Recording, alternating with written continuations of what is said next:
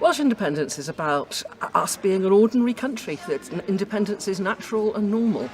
It's about us making decisions that affect our lives and the future of young people and children ourselves, and not having to be beholden to anybody else. It's really as simple as that.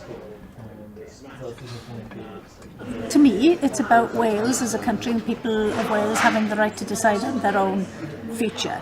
And that will mean that we have a parliament in Wales, which we do currently, but it doesn't have all the powers on everything that affects people's lives in Wales. So that we would have an independent parliament and that people have the right to vote for their parliamentarians, and that we take all the decisions that affect the people of Wales in Wales. And that means that we can better reflect the priorities of the people of Wales, because we're only interested in how and what people in Wales are concerned about. If you look at all the league tables, you find that Wales appears to be at the bottom of them all. You know, be that poverty, be that ill health, because I'm still a GP in real life in Swansea.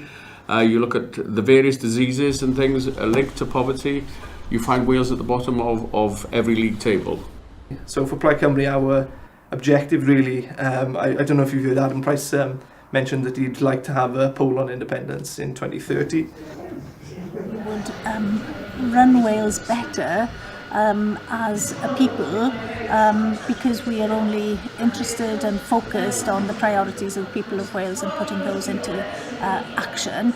Of course, there's also the argument that Wales isn't particularly well looked after in the UK context anyway.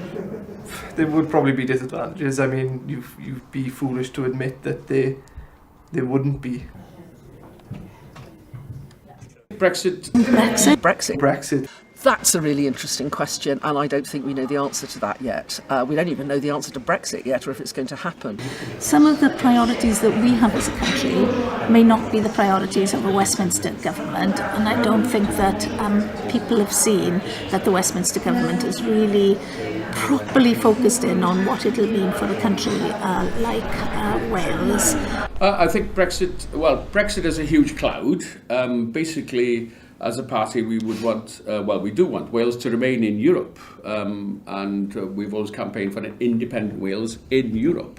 You know, not to, when people say, "Oh, you're separatist, you want to go it alone." No, we've never advocated going alone. You know, we've advocated being like Luxembourg. Let's look pre-Brexit now and the issues that we had with the UK government. So you have stuff like the Swansea Bay Tidal Lagoon being rejected. You have rail electrification through to Swansea being rejected, stopping at Bristol.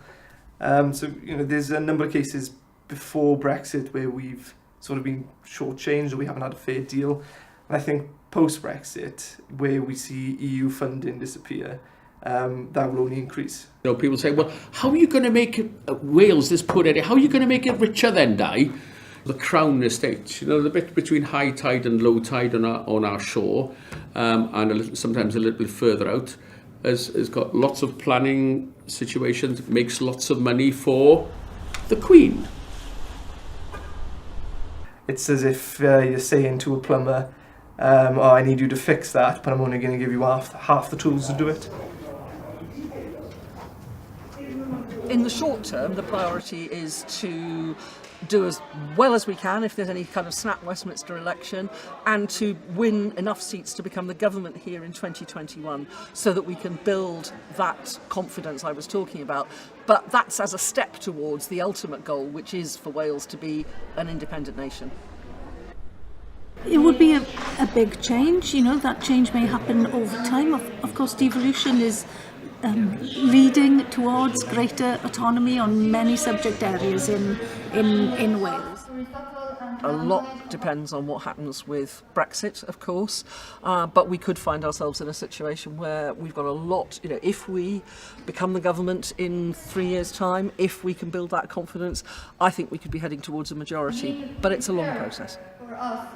Living in Wales and being Welsh, and defining myself Welsh, that makes me a Welsh nationalist. Yes, guilty as charged, but I think that's a far less extreme position than living in Wales and considering myself Welsh, but actually not going that final step and actually believing in Wales and thinking, actually, I'm British, which as part of my I have an American daughter-in-law, they see British equals England.